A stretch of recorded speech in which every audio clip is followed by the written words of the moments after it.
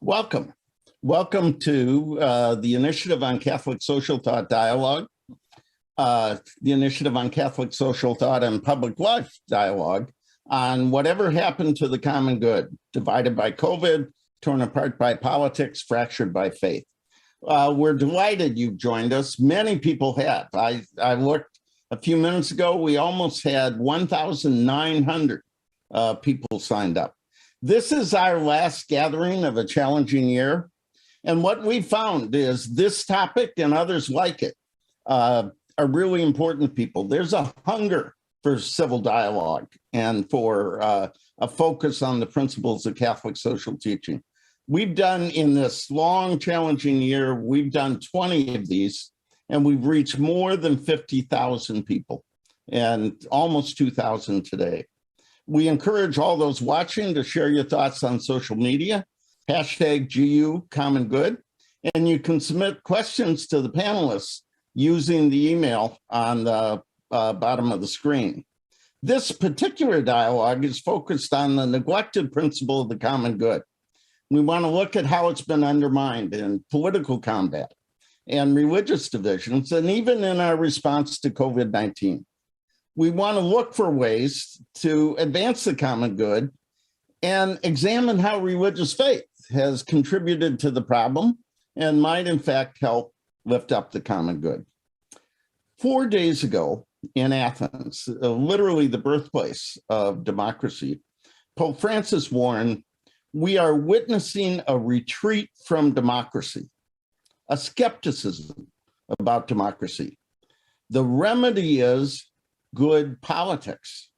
For politics is and ought to be in practice a good thing, the art of the common good, so that the good can be truly shared, and particular attention, I would even say a priority, should be given to the weaker parts of society. This is the direction to take," is what Pope Francis said. Well, this is not the direction our nation is taking. That's not the path we're on. Even the pandemic has been a source of division. How serious it is, what we ought to do about it. We're still fighting over who won the last election. We're investigating an insurrection. Congress can't agree on much of anything, not even a debt ceiling, apparently. This has been a year of intense conflict over racial justice in our history. We're still fighting over refugees and immigration. We're not taking the steps we need on climate. And frankly, our church, our family of faith, has been hampered by our divisions. Our mission, our ministries, our witness has been compromised. In many cases, narrow interests are prevailing over the common goals. Now, the common good can be the basis for consensus, unity, and progress. It can lead to needed sacrifice of some of our own interests to advance the broader good. But it can also be an excuse for watering down principle or avoiding hard choices. Some of our friends on both the left and the right say that the search for the common good can become an excuse for abandoning fundamental principles or for avoiding tough choices on human life or environmental justice, economic justice, racial justice. We're going to explore these challenges with 4 outstanding leaders. Senior member of Congress, Marcy Kaptur, is joining us. Political analyst and advisor who has worked for both Democrats and Republicans and is now running for office. A sociologist who study what unites and divides us, and the new president of the College of the Holy Cross. Let me introduce them each. Tricia Bruce is a sociologist and author. She's done a number of groundbreaking reports, including Parish and Place, Making Room for Diversity in the Catholic Church, and a major study and new book, Our Lives, What Americans Really Think About Abortion. Matthew Dowd was the chief strategist for the 2004 Bush campaign and was an ABC News political analyst. Before working for President Bush, he worked for both Democrats and Republicans. He's written 2 books, Revelations on the River, Healing a Nation, Healing Ourselves, and A New Way, Embracing the Paradox as We Live and Lead and Serve. And he's recently announced he's running for lieutenant governor in Texas. Marcy Kaptur is the longest serving woman in the history of the U.S. House of Representatives. She represents Ohio's 9th district, and she's been a leader in the Congress and an example of working together across party lines. Vincent Rougeau is the new president of the College of the Holy Cross in Worcester. He is its first lay president. It's its first Black president, and he comes to Holy Cross from serving as dean of the Boston College School of Law, and he has authored Christians in the American Empire, Faith and Citizenship in the New World Order. I want to thank all of you for joining us. And let me begin by asking each of you for a brief opening comment. Has our nation lost a sense of the common good? And if so, what is this costing us? Let me turn to you first, Matt. Well, thanks. It's great to be with y'all. It's a pleasure to be part of this, which I think is an incredibly important conversation that we're having that we need to have. I think the short answer to that question is yes, we have lost a sense of the common good in our country at this point in time. I think it's incredibly dangerous that we have, because democracies can only function if we have an ability to get to the common good. If you don't have an ability to get to the common good, you no longer have an ability to have a democracy. And I think that's the point in time we are here in America today, that I think our democracy is incredibly fragile and is at a really incredibly dangerous precipice where we are. I see democracy as a gift and not as a given.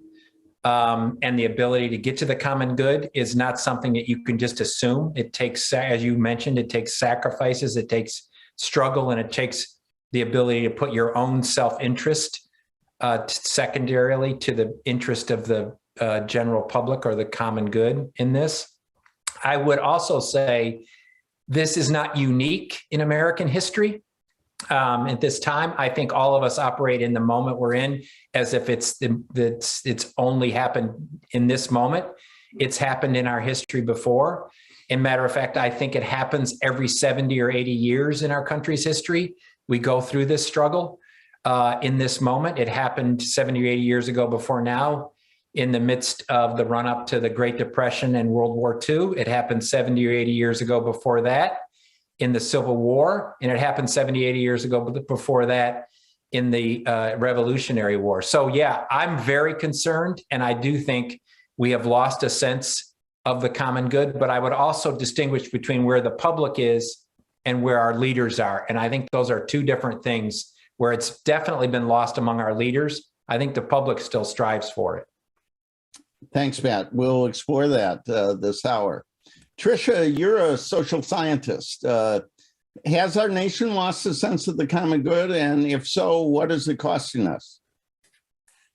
I believe that we're sharpening our questions and definitions regarding what is common and what is good. And I think that this kind of sharpening or this reckoning has been challenging and even painful and as personal as it is political. I think there's a certain simplicity and convenience that comes with glossing over the dynamics of difference under the banner of laudable notions like patriotism, community, individualism, freedom, and religion, and Catholicism in particular, is quite good at this and thereby implicated in it, championing a spirit of togetherness without attentiveness to power, inequality, dissent, or even abuse therein. The good news, of course, because when we talk about religion, we want good news, right? Is that sharpening our understanding of what is common and what is good promises a more radical and honest inclusivity that can actually move us closer to the laudable goals to which both religion and politics aspire. I'd like to think that I'm here to remind us that sociology plays an important role in this, that dialoguing around the common good is predicated upon asking hard questions and gathering sound data to answer them, surfacing empirical truths as a means of correcting misunderstandings, and identifying shared ground towards fulfilling pathways into the future. And I'm grateful to be a part of this dialogue today. Thank you. Thanks so much. Vince, you've spent your whole life in higher education, it seems, Jesuit, Catholic. Have we lost a sense of the common good? And if so, what are its costs? Thanks for having me. And yes, I would echo many of the things that Matthew said and what Tricia has also said in terms of the short answer to the question is yes, and it's extremely dangerous.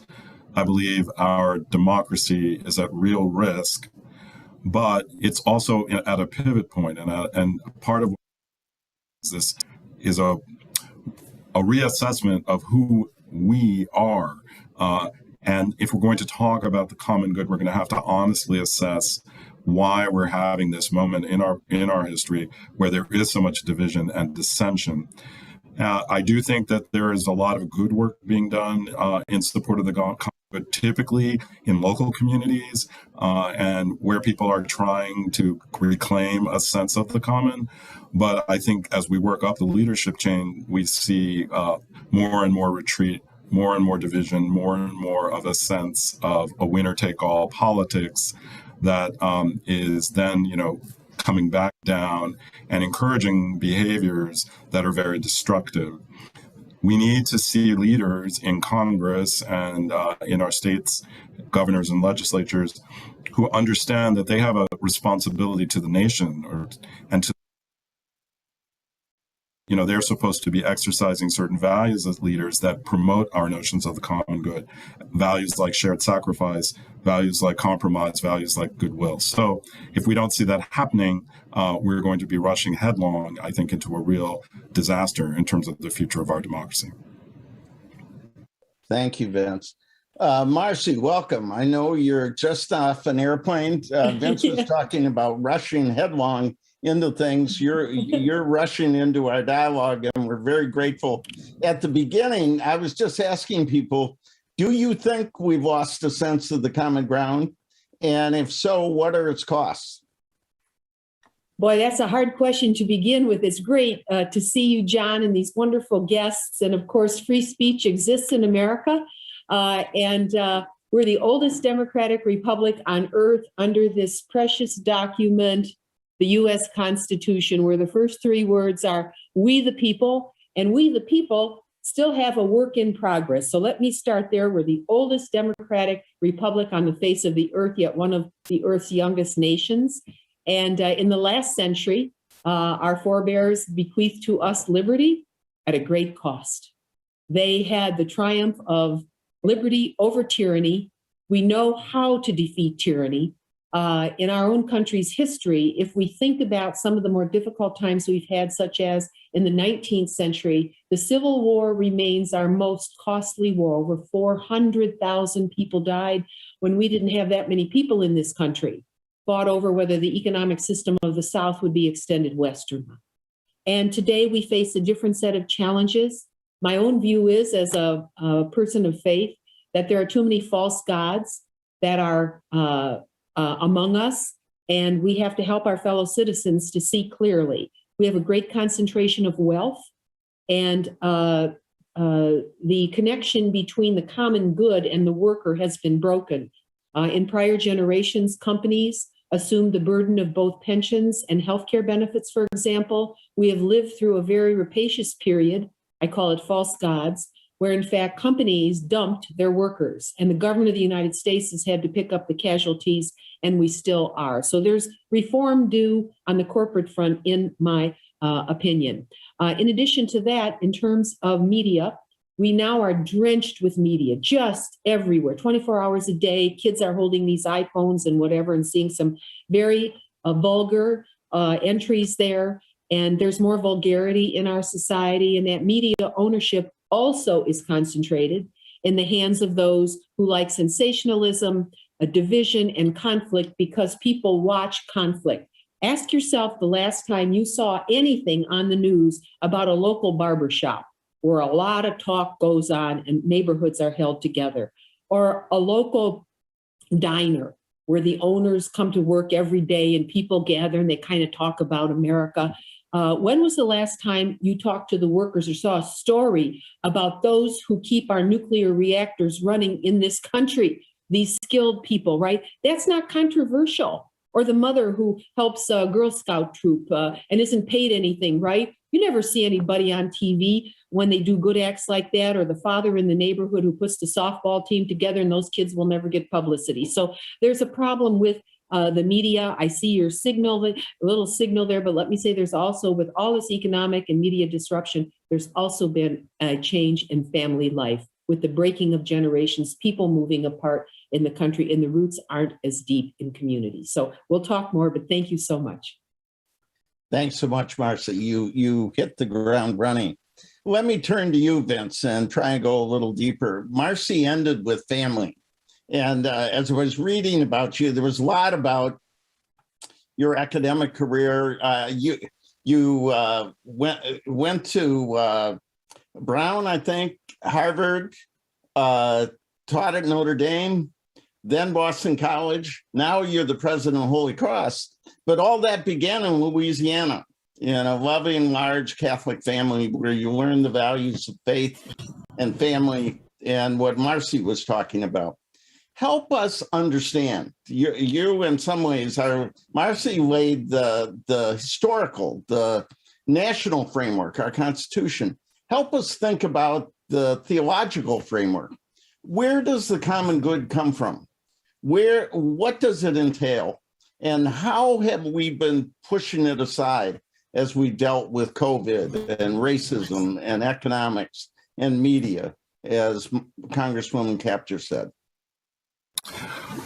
Well, I think I would start with a couple of basic principles, but as you mentioned, I mean, I learned a lot about this concept from my own growing up and living in my own family and taking those values that were passed down to me that come, from Catholic tradition, from Catholic social teaching. And two things I would focus on is first, the notion of community and how it relates to how we understand ourselves as individuals. And the second goes to how we think about rights.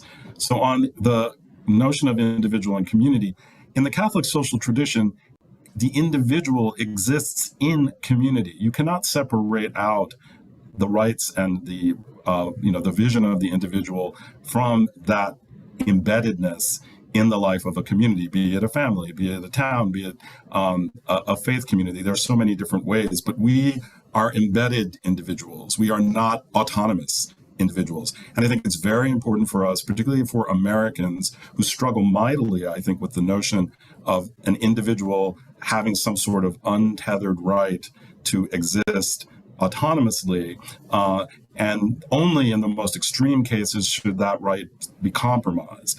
And that gets me to the notion of rights. The Catholic social tradition, because we are so concerned with the notion of the individual coming into full understanding of his or her connection to God through the life and community, rights come with responsibilities. There is no right that does not exist with some balancing responsibility. So just because you have a right to do something doesn't mean that right is unfettered, doesn't mean that the right gives you the license to push it as far as you possibly can. It always has to be understood in context.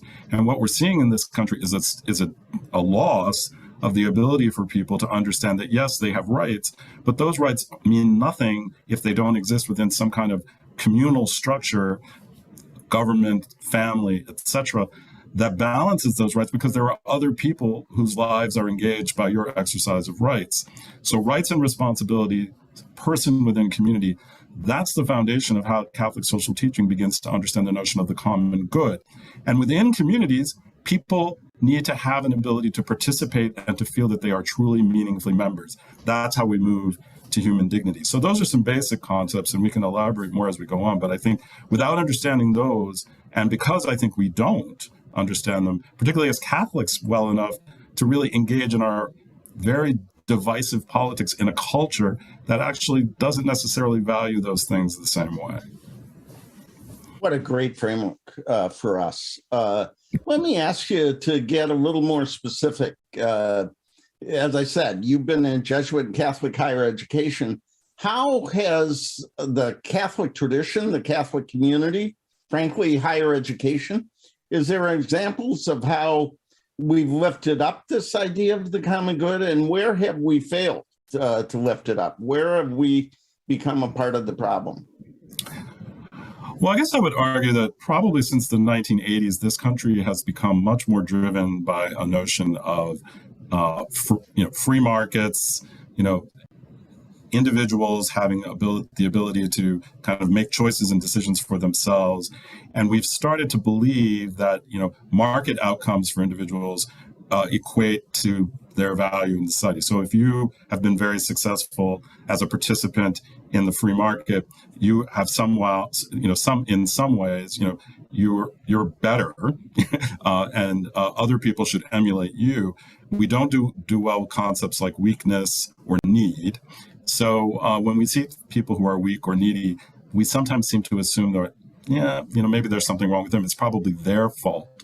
We have a lot of trouble recognizing systemic failures and how systemic failures might actually contribute to the fact that not everyone is getting their fair share and not getting justice.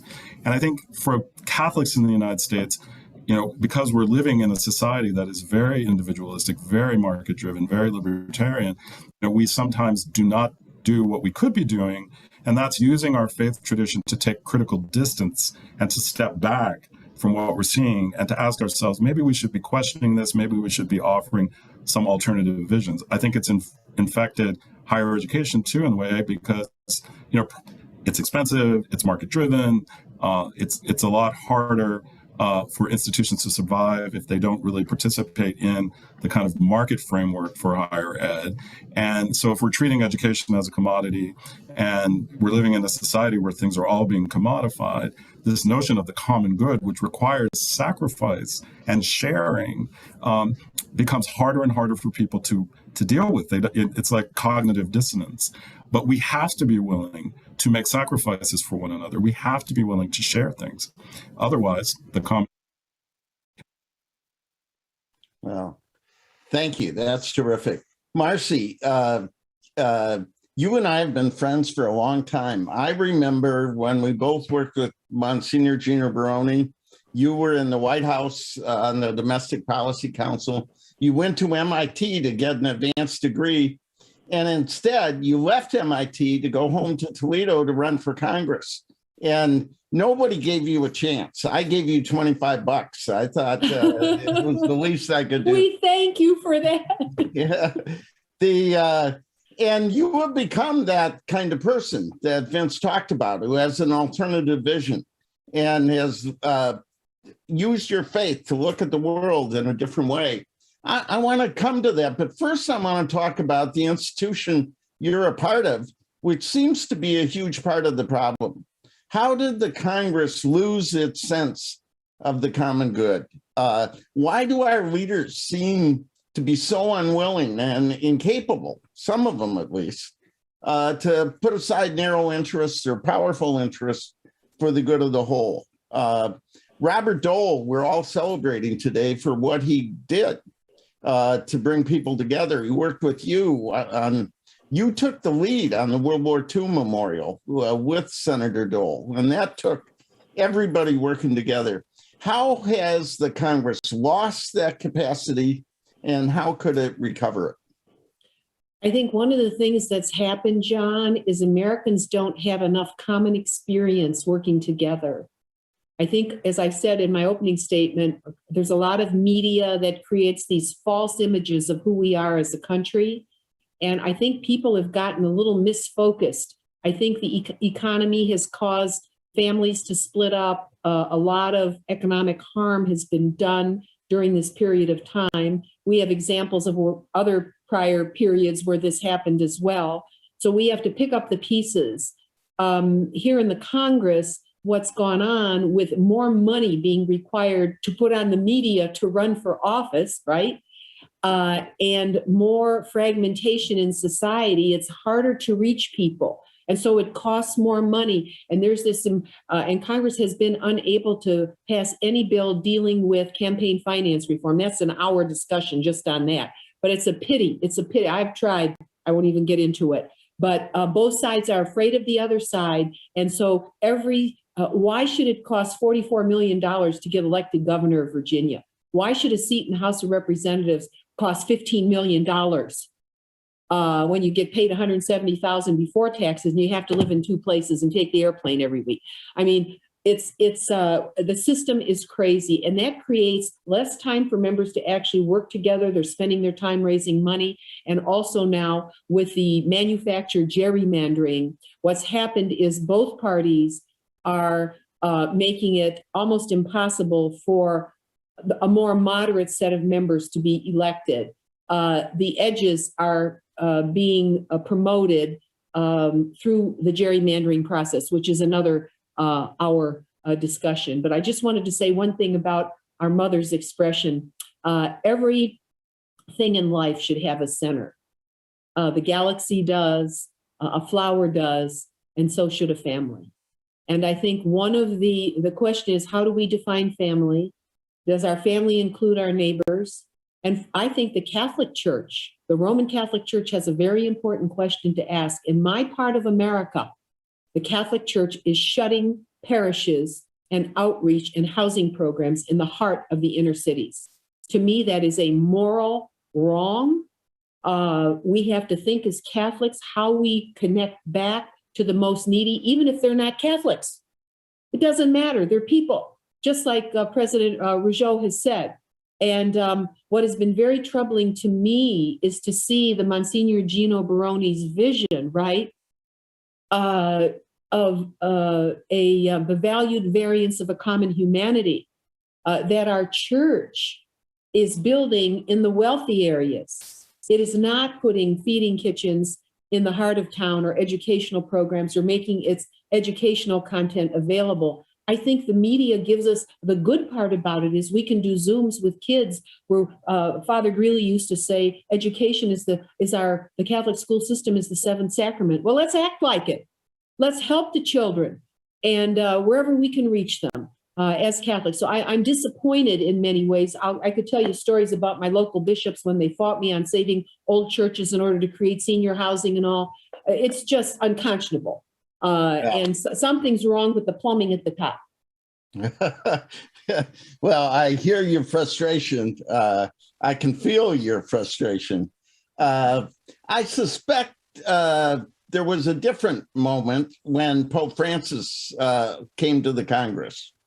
I think you were probably one of the few members in the hall who knew what he was talking about when he talked about Dorothy Day and Thomas Merton. You have brought your faith to Congress. He said that day, you are called to defend and preserve the dignity of your fellow citizens in the tireless and demanding pursuit of the common good. For this is the chief aim of all of politics. You've talked about the Congress, you've talked about media, you've talked about the church, our failures, our leaders' failures. What would it take to make the common good the center of politics again?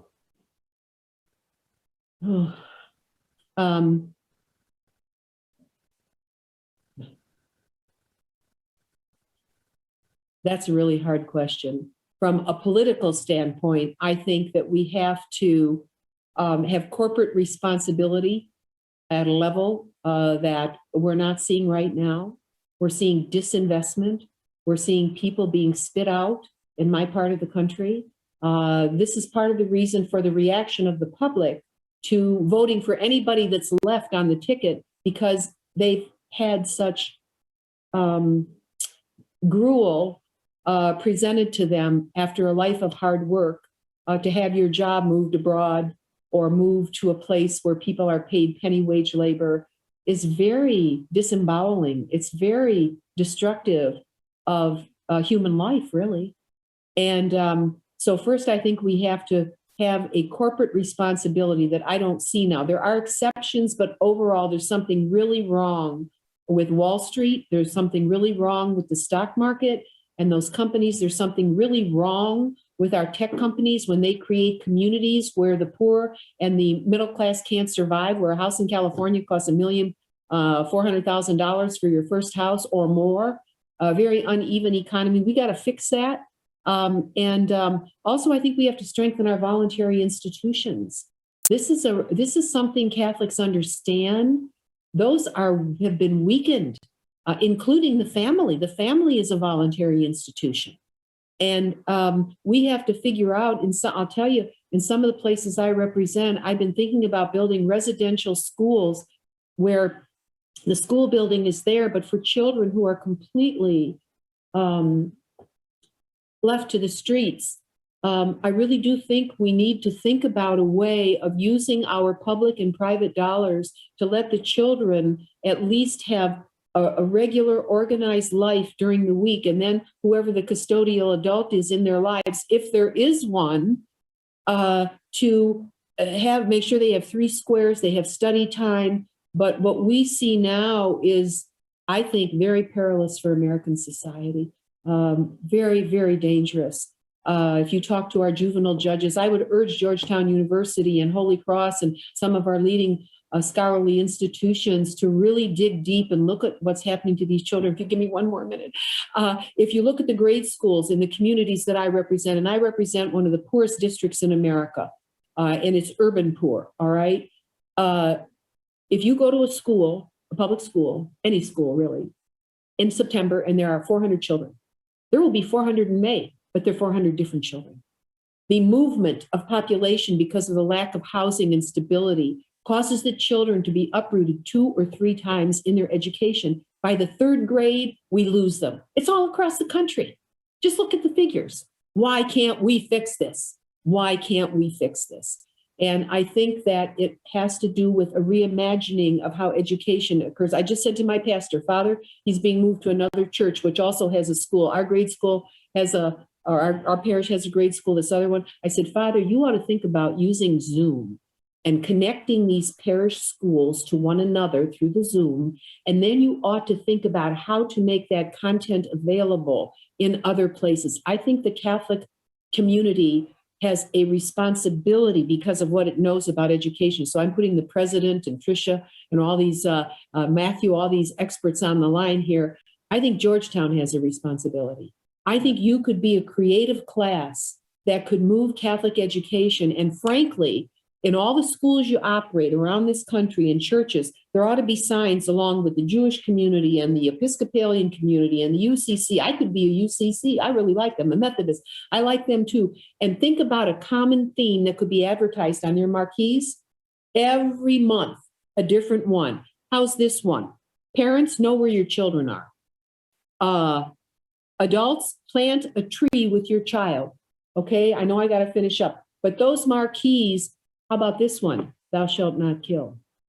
Wow. Think about it. I think our experts in these universities could help us develop themes that could be carried across this country. Okay, Catholics, get ready. We need to do it. Marcy, you always do it. We want to blame Congress and you say, what are you doing? It's classic. You've been doing it forever. The Washington Post had a story, I think it was called The Enduring Leadership of Marcy Kaptur. Talked about your dad's grocery store, you serving Toledo, and you challenging everybody, including your party. Matt, let's turn to you. Vincent is not the only one to grow up in a large Catholic family. I think you're one of 11 in Detroit. And he moved north and you moved south. You're a Texan through and through. You were a Democrat in the 90s, a Republican in the early 2000s. You helped elect a Republican president. Now you're a Democrat again. You worked for Representative Dick Gephardt, a colleague of Marcy's, Senator Lloyd Bentsen, and Governor Arnold Schwarzenegger. 3 more different people in politics. It'd be hard to imagine, frankly. You helped get George Bush elected and broke with him publicly and courageously over the Iraq War and other issues. And now you're a former Republican running for lieutenant governor, which is a big job in Texas as a Democrat. Your campaign slogan is common sense, common decency for the common good. When I saw that, I said, we have to get Matt on one of our dialogues. You know politics really well. You know when it's broken and when it works. This seems broken. Marcy has talked about how society is broken. How is politics broken, and where does the common good fit?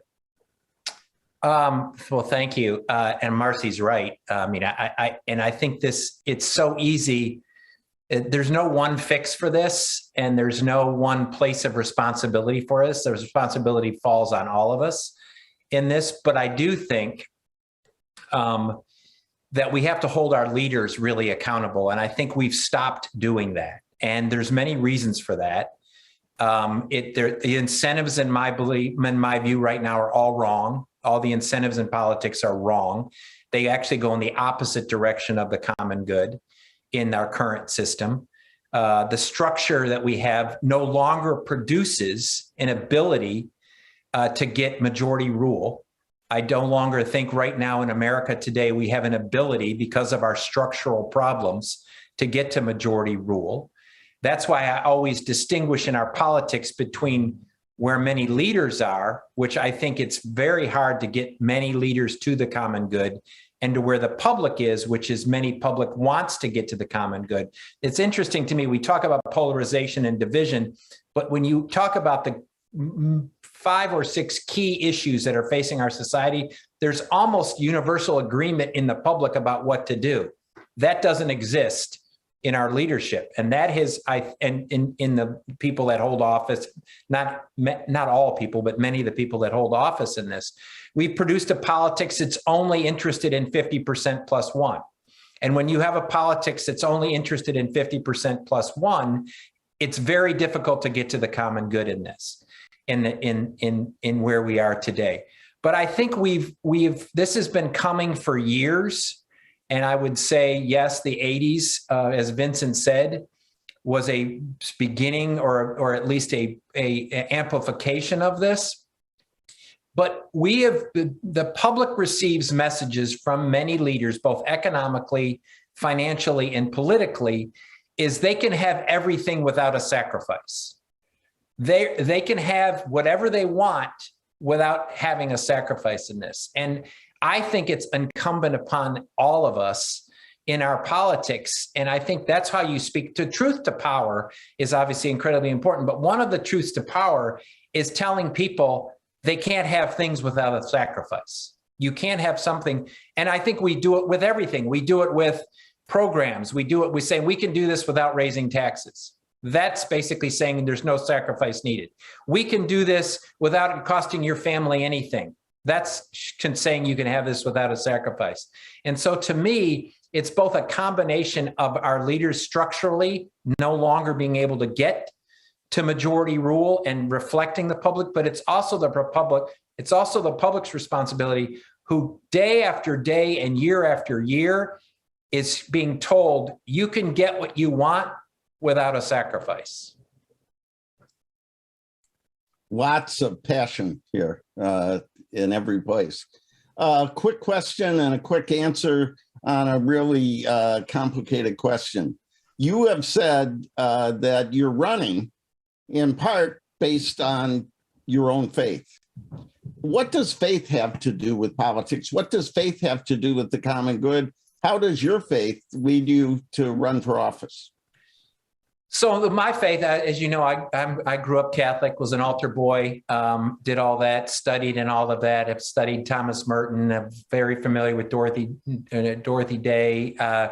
Thomas Aquinas was one of the first ones to talk about the common good. St. Augustine talked about the common good. The gospel is basically a message of the common good, right? And we have a politics today that basically says the end justifies the means, which I think has led us to where we are. The ends justify the means, which was Machiavelli's writing, but he didn't necessarily, that wasn't what he was trying to say. And we have a gospel that I follow that basically says the means justify the ends. And that to me is the means are more important in this. And so my faith to me led me there. My concern today is that the faith that gets talked about today is the exact opposite of what the call of my view of the Gospels is. The faith is using not to unite people, not to bring people to the table, and not to solve problems, and not to help others, but to divide people. And the people that talk about faith the most today, in my view, are some of the cruelest, most opposite of the common good of any people that you hear from. Wow. Nobody's holding back today. Tricia, you actually have been studying faith and politics, what unites us and divides us. You're a sociologist. You've written about the Catholic community. You've written this amazing study on abortion. You're a leader in the sociology organizations focused on religion. You have done great work helping us try and understand that if we talk to each other, we in fact can understand each other. In your study on people's attitudes on abortion, the Wall Street Journal said, abortion is the issue that most epitomizes our us versus them political culture. But actually talking to people yields much more nuance. The Dowd debate, which is overwhelming us at this point, demonstrates that.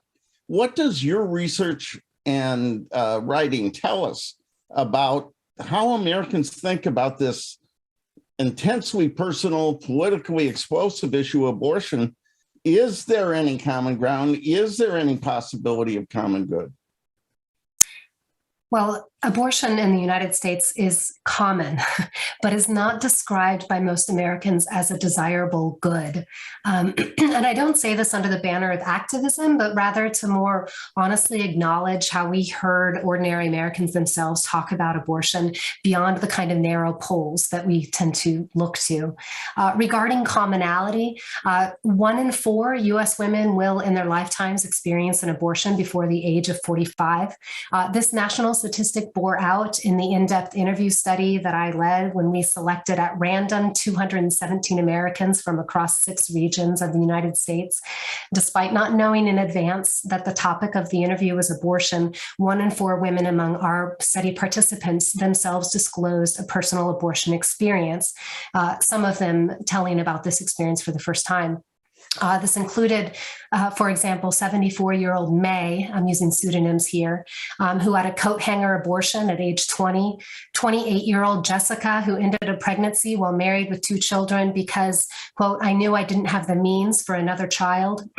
Taylor, whose mom encouraged her to choose abortion so that she wouldn't ruin her life while still in school, like her mom felt she had by having a child at 16. And April, pregnant despite being on birth control and taken aback by the obstacles she encountered upon trying to get an abortion. The commonality of this personal dimension to abortion isn't exclusive to women who have experienced it themselves. In fact, when we asked, a full 3/4 among our interviewees told us that they knew someone personally who had had an abortion, a sister, a spouse, a mother, a daughter, a neighbor, a coworker. And unlike the ways that we hear abortion framed in broader culture and politics, to everyday Americans, it's personal.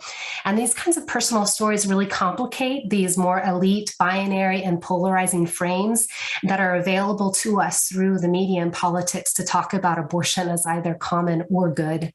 I also mentioned that Americans did not describe abortion as a desirable good, which is not to say that most Americans don't support legal access to abortion. Most do, even many Catholics, though this varies substantially by how often someone attends Mass. But even the most ardent legal supporters of abortion among our interviewees didn't celebrate it as something that they want or want more of.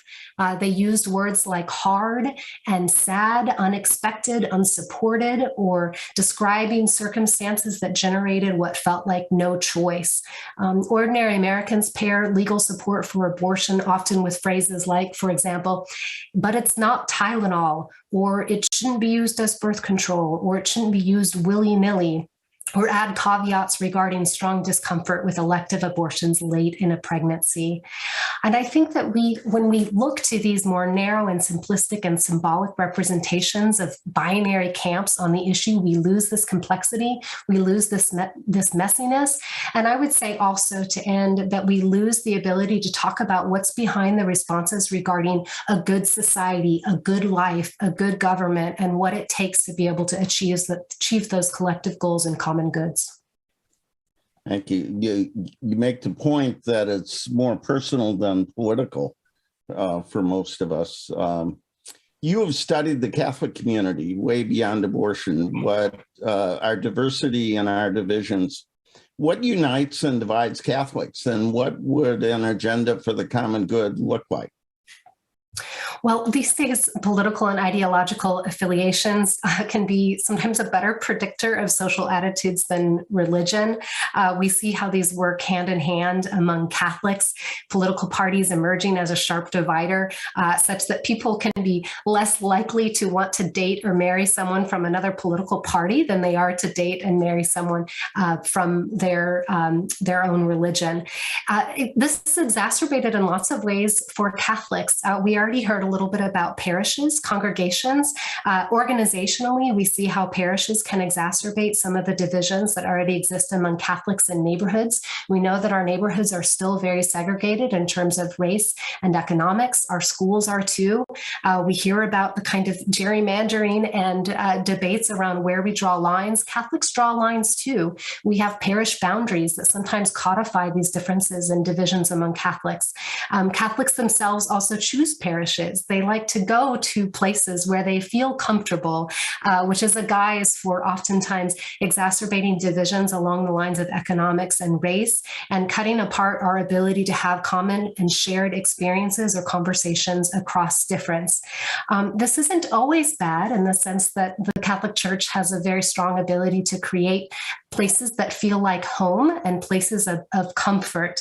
And yet there is a cost to that. And the cost can sometimes come around issues of common good and unity. And so I think there's an opportunity here to more honestly engage principles that do come from places like Catholic social teaching to ask, what does it look like to bring the notion of community back paired with the notion of individuality? Thank you. Very helpful. I have lots more questions, but I have even more questions from our viewers. And let me pose a couple and combine the two. One says, how do I refute best someone's retort that the common good is not common to all? Whose common good is really the question. And then somebody else wrote in, how do you have a conversation with people who don't show your premises? How do you stand up for traditional values that you hold dear in a community that doesn't value those? Or how do you stand up against racism when those are fighting words? How to have constructive discussions with people who don't share your premises? How do you build the common good? And how do you get it owned by more than just yourself? Who wants to jump in on that? Vince, we haven't heard from you in a while. I'm going to volunteer you. Well, I think we have to begin with a basic question of, do we want to live together in a democracy that is healthy and thriving and that values all of its members? Do we value what has been handed down to us, with lots of stress and struggle, but the concept of, a democratic republic? And do we value the fact that this is a diverse democratic republic and, that it is not based on some sort of ethnic tribal loyalty? It is open to all who share our values. And what to make that happen? So we've got to listen to one another. And I think the concept has come up. We've got to be willing to sacrifice. We're not all going to get everything we want. So whatever position you're coming into the conversation from, are you actually coming into a conversation to be open to the possibility that your mind may shift and may change? Or are you simply coming into the conversation to make sure that your view prevails? Because if it's not a dialogue where there's some possibility of movement, then we're going to be locked into this position that we're in now. So are we really interested in dialogue in terms of how we want to live together, which may mean that we are also going to be open to change? Because some things may have to change if we're going to live in the kind of republic that we say we want.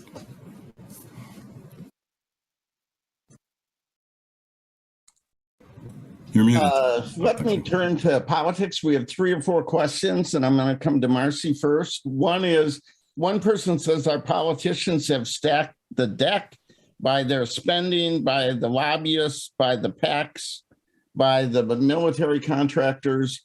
Another says that gerrymandering, you talked about that, has made it more difficult to build up what is common. Another talked about the role of campaign finance and PACs and how special interests make demands on politicians.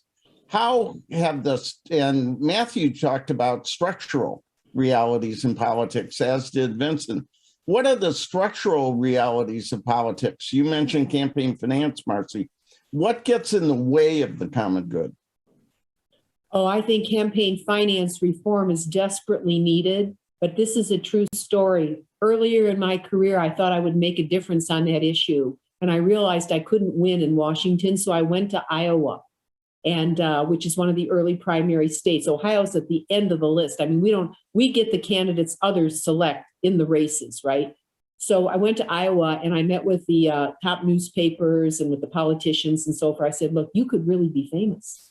I said, let's sign an agreement that when anybody wants to run for president and they come in here, they got to sign an agreement, make a promise to the people of Iowa that their first bill will be campaign finance reform, and make it close to what the Canadians do. They actually put a limit. Corporations can't contribute, and nobody can give you more than $1,000. I said, that's fantastic. Okay, you know what they said to me in Iowa? The leaders of Iowa, they have about 5 or 6 congressional districts over there, so it's not a real big state. I thought we could win. They said, the people who ran hotels, well, would we get as many press in here? The Chamber of Commerce said, well, would we become less important in the primary season? Would we get less ads on the television? And I sat there and I thought, oh my goodness. But maybe I picked too big a state. So I went to New Hampshire, met with the muckety mucks in New Hampshire. And I said, look, you could make American history. You could change America because everybody comes to New Hampshire, right? Guess what? They got involved in an intellectual argument over which bill might be better, and they never came to a conclusion. So they didn't do anything either. So what I've run into in Washington is the coasts. I mean, I'm from the Midwest. Do I ever know this? They have the power because they have the richest people that live there. So if you're Wall Street, New York, or you're Beverly Hills, Texas is pretty big too, Matt, with the oil industry. Don't think it isn't oil and gas. Here, I'm from Ohio. And so I've seen Republicans and Democrats be run over in this place from Ohio because we don't have as much money. So we have personally been burned, okay, over and over and over again. But when I went out to these other places and I thought, well, maybe I should move up the Ohio primary date and try to get it done in Ohio. But there isn't the will to do it, even at the grassroots. Matt, let me come to you. What does money politics do to the common good? Well, I mean, money to me in politics is an extension of what the money problem is in economics and finances, which is it becomes an end to itself. It becomes an end for itself because it achieves power or it achieves place, right? It achieves a power or place. And that's what politics has become. The end of many in politics is no longer, okay, we're in politics. They may start there, but they don't end there. The politics for many today is about a accumulation of power, as money is in the relation to that. And power and money in politics is now related to that. I agree with Marcy completely on this, but I actually think even if you did that, even if you dealt with the money, which we need to deal with, we have a serious structural problem in the country today, a serious structural problem in our democracy today. And I'll give you a perfect example. Texas gained more people in the last 10 years in the census than any other state. We've gained 4 million people. 95% of the people that were added in Texas in the last 10 years were people of color. 95% of the people that were added in the last 10 years were people of color. The districts that were just drawn here in Texas, there are now going to be less people of color districts than there was 10 years ago.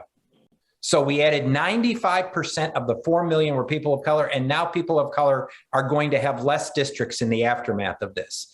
And that, to me, if you want to know, I mean, we can have a debate and we can have a conversation about tax policy and education policy and all of that. But if the people sitting at the table no longer represent the country, which is where I think we are today, the people sitting at the table no longer are representative of our majority in this country. It's not only a problem in the House of Representatives and in state legislatures, but it's a problem in the United States Senate.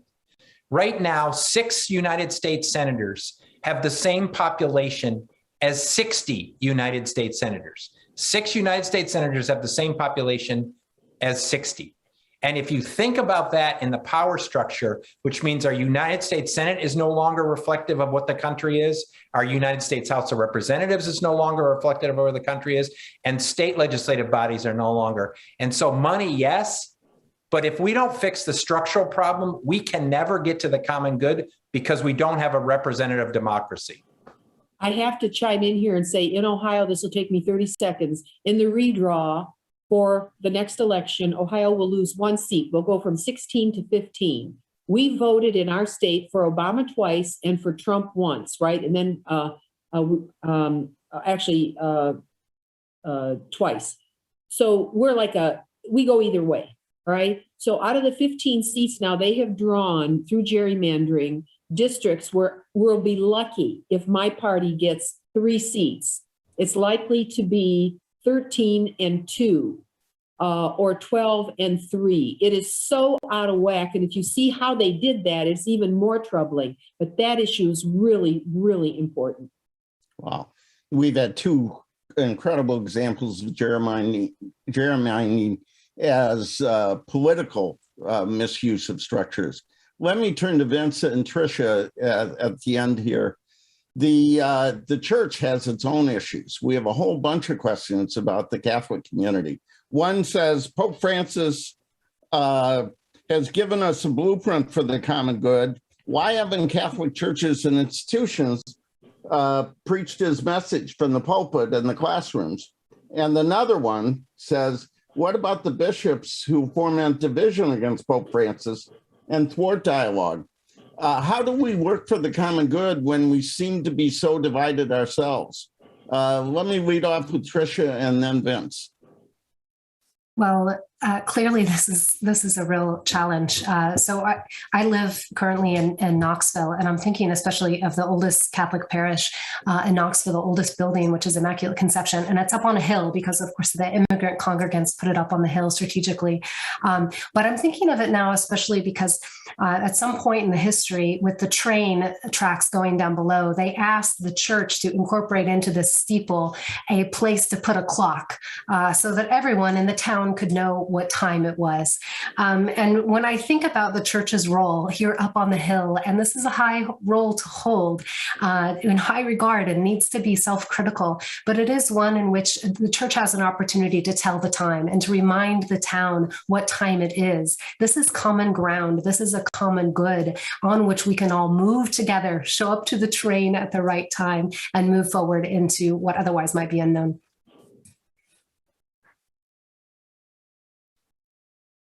Well, I think Pope Francis is signaling something to us that a lot of Catholics in this country, I think, are having a real difficult time hearing. And that's the church is a global faith, a global institution. And the lessons that Pope Francis is bringing to the table are the lessons that he learned coming out of the Latin American church. And those are lessons that I think often in the American context, given where we started this conversation about an understanding of the common good and the divisions that exist economically and socially and otherwise, those things there have been struggles in Latin America that have made those things very clear and often very painful and very tense. And he's speaking to us out of those experiences in ways that are challenging us to actually, as I said earlier, to be self-critical about the society in which we live and whether or not it is truly reflective of the kinds of values that our faith embraces, and whether or not we should be positioning ourselves to offer a critique and not to simply accept and then divide based on the political realities of the nation in which we live, and to think about our brothers and sisters in Christ around the world who are also calling out to us to understand their struggles and to integrate that into our understanding of what we should be valuing as Catholics. So I think you're seeing something of a resistance and a power struggle around a lot of the issues we've talked about today. money, power, control, dominance. What's going to, who's going to win? We see a culture in transition in this country, a population in transition, and we see people doubling down on preventing those people from having access to power in the same way we've seen around the world in other contexts, in other countries. Pope Francis is speaking to us directly about those things. Are we reaching out to the marginalized? Are we thinking about their experience as we relate to our own? Do we want a country, a democracy that truly is embracing of all? And, the jury's still out. We've had an incredible conversation and began with principle. We had passion, we had politics, we had analysis. Let's end with action. Very briefly, we have hundreds of people watching this. What is one thing we could do, each of us, to advance the common good? This is the 45 or 60-second version of your action plan. Let's begin with Matt. You're muted, Matt. I'll give two things very quick. Two things. First, when you're choosing leaders for whatever your organization is, where it's politically whatever, choose ones with integrity and choose ones that put the common good first, even if they're an opposite party of you, or even if they're an opposite person from you. Choose leaders first, as the preeminent thing is ones with integrity and ones who put the common good first. Second, individually, go to discomfort. Go to places of discomfort, whether it's information or places or outside of where you live. Go to those places of discomfort. And in that, like Mother Teresa said, every single person should be finding their own Calcutta. Finding your own Calcutta of where you can serve, what purpose you have, what mission it is, whether it's politics, a foundation, the church. Find your Calcutta. Marcy, you're, for me, in many ways, the epitome of service. What, that Matt talked about, what one thing, the short version, can someone do? Well, this won't cost much money, but organize people from various faith expressions and encourage messages that you can commonly sign across a community that you live in every month or every 2 weeks, that are biblically based or Torah based or in the Muslim faith, Quran based. Figure out ways of communicating message, because if you could see some of the vulgarities being posted in the communities that I represent, it would turn your stomach. All right. So we have to come back and use the power that we have. Also, politically, work at a precinct counting votes. Get yourself hired by your local board of elections. It'll be a long day, but you need to sacrifice, like Matt says. Find people to participate in that. Those would be two things that you can achieve. Great. Vince, what should people do? Well, I would piggyback on Matt. I think you need to go to discomfort. If it's a parish outside of your comfort zone, go to Mass there. Commit to doing it once in a while. Spend time in communities that you know little about.